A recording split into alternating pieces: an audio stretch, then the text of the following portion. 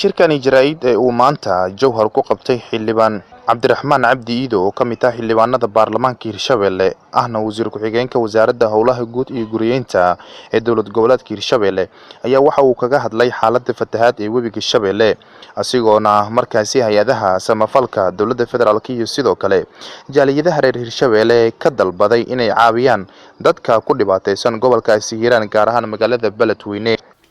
meelaha hadda sida gaarka ah musiibada ay ugu taagan tahay oo runtii ay ku dhinteen dadka Ilaahay ha u naxariistay waxa ka mid ah magaalada Beledweyne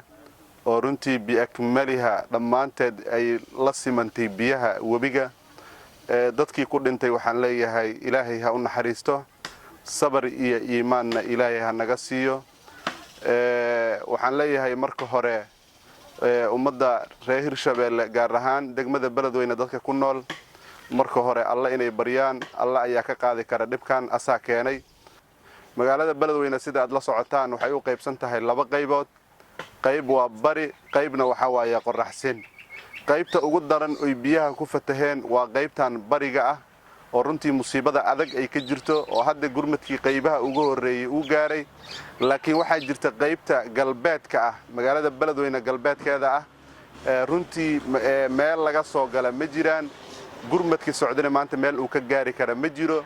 dadkaasna waxay dhex fadhiyaan biyo wadadii dhinacaas kala bakool ka soo galaysana way ka xiran tahay dhinacan iyo Hiiraan qaybta bariga ka soo galaysana way ka xiran tahay waa musiibo runtii haysata dadka ku nool Beledweyne gaar ahaan qaybtan bariga hadda hawsheeda way socotaa laakiin qaybta hadda ugu daran oo ugu dhibka badanna waa qaybta wali aysan waxba gaarin oo galbeedka ah waxaan leeyahay runtii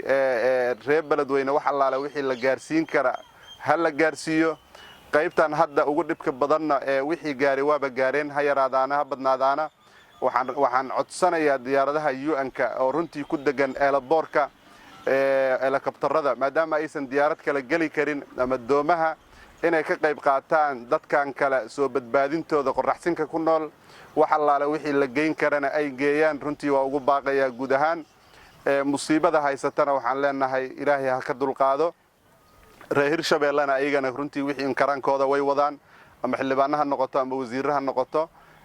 waxaan rajaynayaa insha Allah wixii un gacanta ku jiro oo gurmad ahna inay gaari doonaan ayagana runtii waxaan leenahay meel kasto ay joogaan ummadaas inay ka qayb qaataan sidii u badbaadin lahaayeen waxaan rajaynayaa insha Allah in dhibaatadaas uu Ilaahay ummadda un ka dulqaadi doono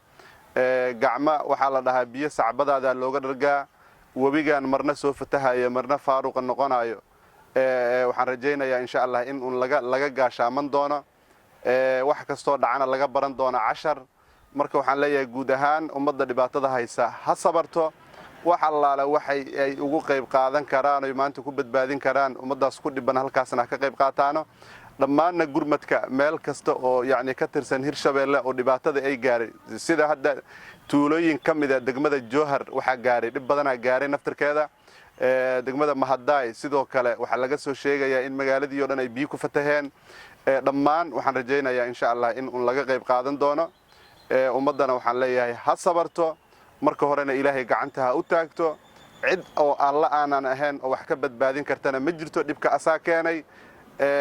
asaana ka qaadi karo waxaan rabaa si gaar ah inaan ugu celiyo mar labaad mar saddexaad jaaliyada ka soo jeeda reer Hirshabelle ku nool daafaha dunida inay ka qayb qaataan sidii u badbaadin lahaayeen walaalahooda maanta shirkani jaraa'id ee uu maanta Jowhar ku qabtay xildhibaan Cabdiraxmaan Cabdi Iido ayaa waxa uu ku soo beegmayaa xilli magaalada Beledweyne uu saameyn ku yeeshay roobkii deerta iyo sidoo kale fatahaadda webiga Shabeelle Cali Taliya Cabdi Som News TV Jowhar